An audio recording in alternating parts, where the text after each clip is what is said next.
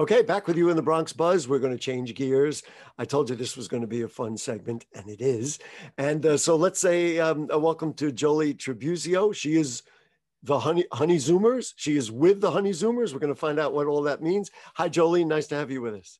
Great to be here. Thank you so much. So tell me about, before we get into the Honeyzoomers specifically, tell me about you as an actor. You've always acted. You wanted to act. It just showed up one day. How did you get to where we are?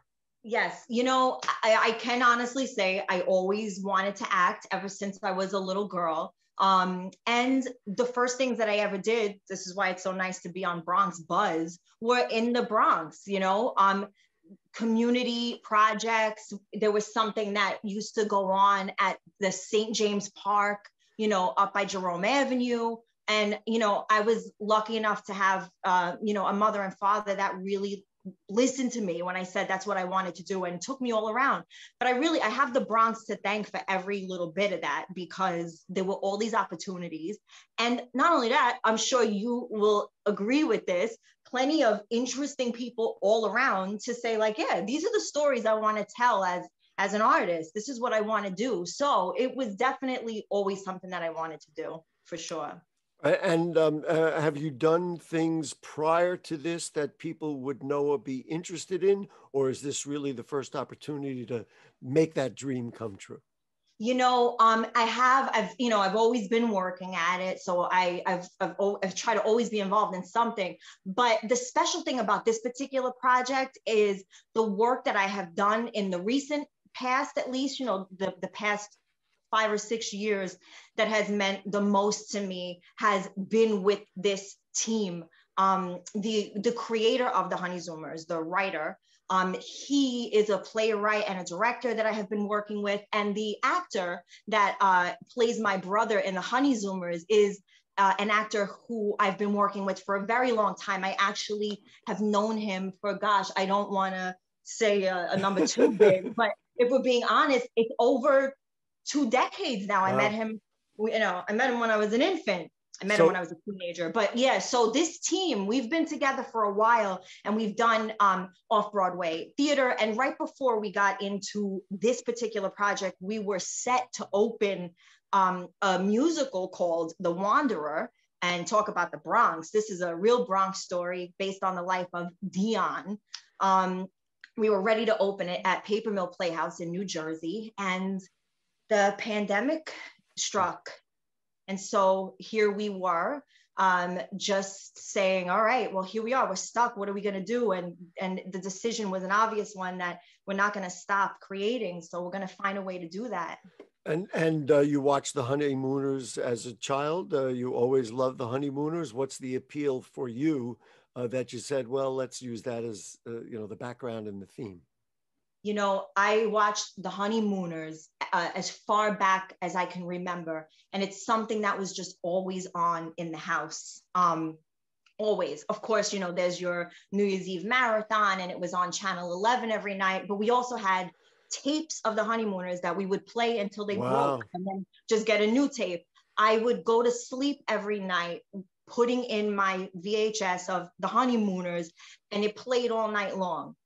So it was just kind of something that was so much in the fabric of my life that there are things that Ralph said that stick in my head that you actually have to pause for a second and say, wait, was that him or was that my father who used to say that? Like, it was just so much a part of the family, and Jackie Gleason in particular, but all of the people on that show, I mean, they're incredible, and they worked so well together.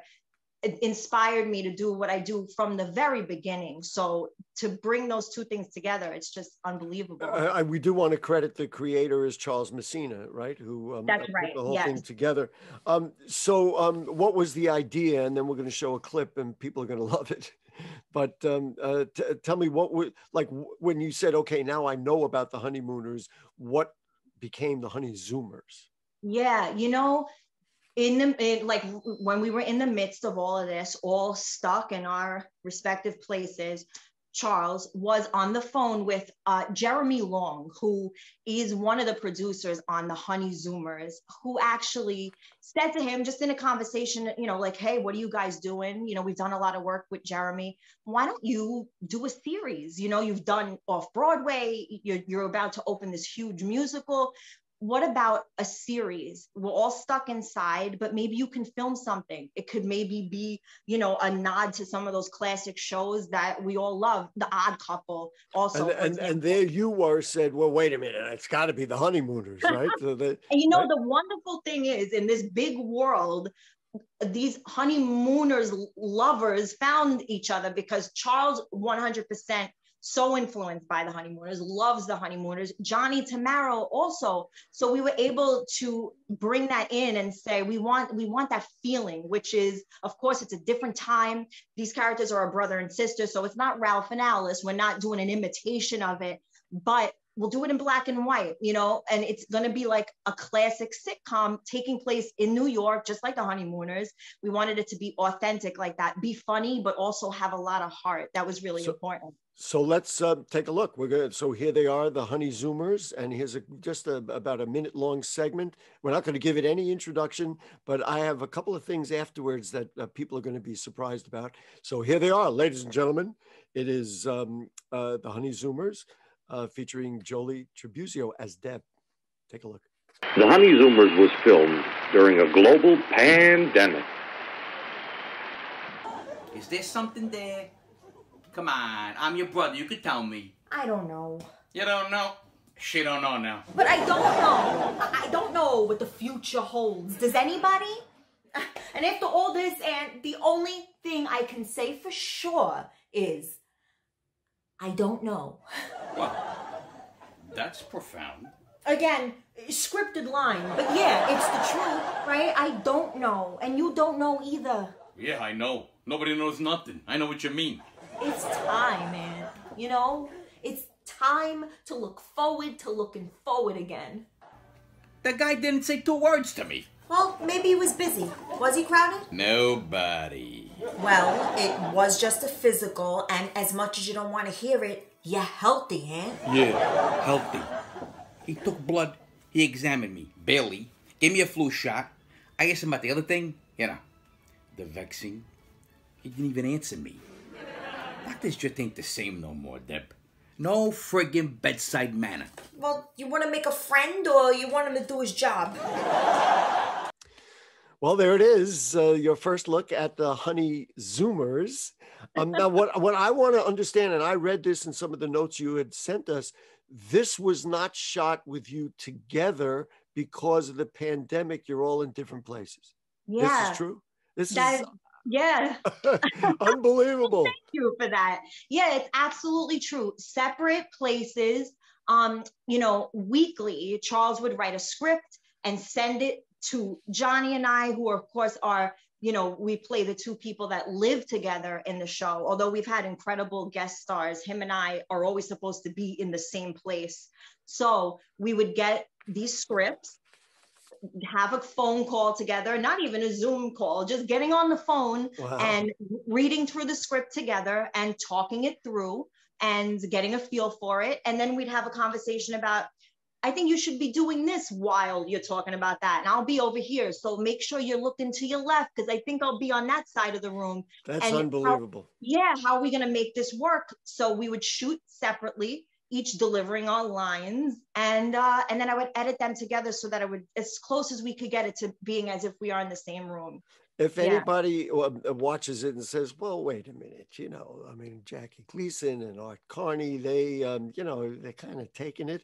But apparently Joyce Randolph stepped in and said, you know what, I kind of like the idea. How did that happen? I mean, she's a legendary figure in television.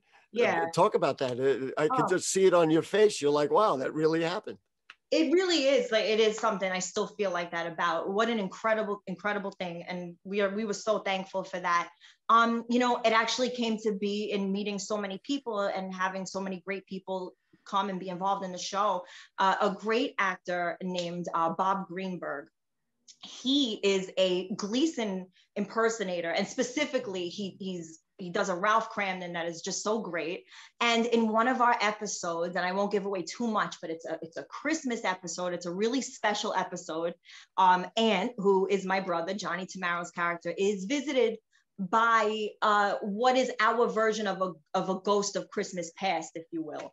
And this actor, Bob Greeneberg, stepped in and did a great job with that, and actually had a connection to Joyce, and she was willing to speak to Charles, and they had several wonderful conversations. And how great of her, and how generous of her. And she showed true interest in it, wanting to know how exactly do you shoot it? And, you know, really that's amazing, because incredible. Yeah, you're not dealing with just somebody, well, who's kind of, well, this is like literally a legendary character from the legendary program that you that you loved. So the first thing, I got two more major questions. The first thing is, how can people see it? And you know, because I know you're doing a bunch of them, right? You got a bunch of them going. Yeah, you know, the great thing that, you know, we did an episode, we did a second episode, we did a third episode, and then we said, you know, the Honeymooners did 39 classic episodes. Can we do it? Can we get to 39? We did, and we did 39, and we're calling those our classic 39 episodes. And the great thing about having that many is it was week after week after week during the pandemic, as things changed and unfolded, and you can really get a feel for that as you watch the episodes. But we did those 39, and even though that was a goal we wanted to achieve, we weren't done creatively. So now we're doing really special lost episodes, just like the Honeymooners. The lost episodes. So where people can see it on YouTube? Is that where we're going? Yes. We have, our website is thehoneyzoomers.com, pretty straightforward. And on there, you can see every episode. You could see the lost episode. We even did some special little short videos that are on there, and you can check them all out. They're all there to see. And we are also on YouTube, the Honeyzoomers YouTube This is exactly what we get from Bronx people. It's a thing of passion. But that's what it is. So here's my question. And you got a favorite episode of the Honeymooners? Not your show, the Honeymooners. The Honeymooners. Do you have one of the 39? I got one in my head, so go ahead. Oh, do you really? I'm so curious to know what yours is. It's such a hard question to answer. I saw it last night, as a matter of fact. One of the channels, I think the Me channel was playing them, and I just happened to be flipping around and I caught it. And you know, it's like when you see it, you got to stop and find out which episode. When Ralph insists that the man is the king. And so he and Art Carney decide that they're going to get drunk, and she switches Alice switches the wine to grape juice, and they drink it. They get drunk, and it's the best. So I saw that last night. It's fresh in my mind. There's 100 others. That is one of my favorite episodes. So I'm so glad you mentioned that one. One of the best episodes. I personally, oh God, I'm not saying anything is my favorite because it's so hard to put just one on top. I love the episode where he thinks his taxes are being investigated. Like, that episode. I'm sorry. No, it's so great because it just taps into so many real things that we have lived through in this world, especially our Bronx world, being worried about money and his anxiety. I got to tell you, it came up recently because there was a deceased relative, and we were debating how much money we were going to get. And I said, we're going to get a fortune. And it's like the fortune, which of course it turned out to be, I hereby give my fortune to Ralph. Anyway, listen, Joli Tribuzio, thank you so much. Honeyzoomers, go to honeyzoomers.com, check it out, love it, like it, do whatever they got to do, because we want them to do as many. Thank you. Okay. And listen, say hello to your brother, Joey. I love him. I will definitely do that.